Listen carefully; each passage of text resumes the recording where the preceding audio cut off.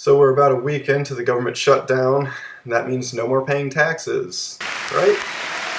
No, I wish it worked that way, but the blood-sucking IRS is only laying off 9% of its employees.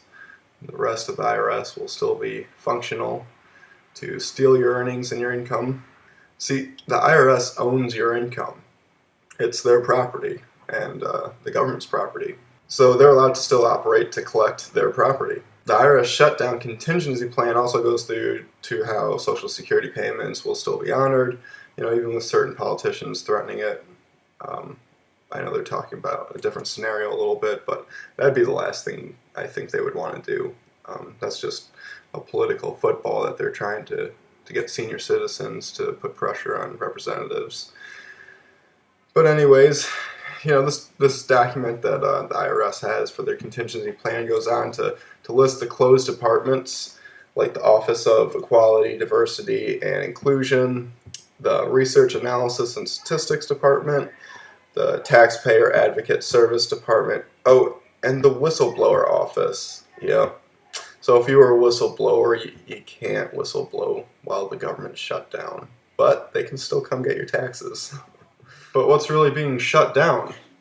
You've got Senator Rand Paul saying 85% of government is running right now, and the article goes in to debate his numbers and says that that's pretty reasonable. Between 15 and 20% of government is only shut down.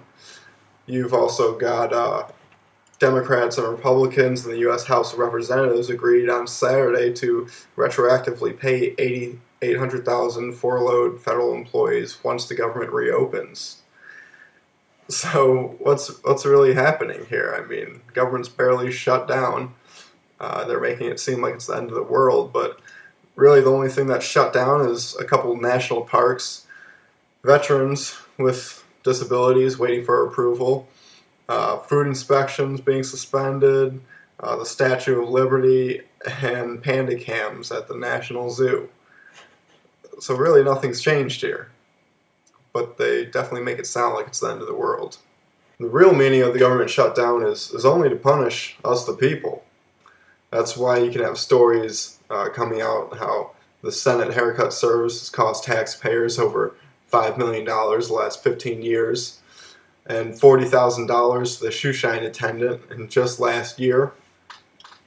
And that goes along with stories where Democratic lawmakers on Capitol Hill are saying that they're still going to continue mindful meditation sessions on Monday. You add on top of that nearly 500,000 federal employees now make at least $100,000 a year. All while this is going on, you've got military personnel overseas that can't get NFL games or baseball games anymore because of the government shutdown. And where's Obama during all this? Well, he's posing for a portrait, So during a government shutdown, Obama's more worried about posing for his portrait.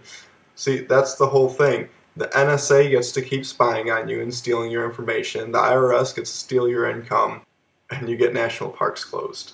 The cuts are only things that citizens can see or actually affect them, even if it doesn't make sense or if it costs more money to actually shut it down. Things have gotten pretty rugged today. For instance, you tweeted the president sent more security to World War II Memorial than he sent to Benghazi. We had a little fun with that tweet today, and I actually still am laughing thinking about it. But it's kind of serious and kind of sad. There was a time during the attack in Benghazi when there were 5 people there protecting 4 people and the ambassador. There weren't many people protecting him, and today there were 7 people trying to keep the World War II vets from seeing the monument. In reality, the shutdown is just a sick way to get a reaction out of you.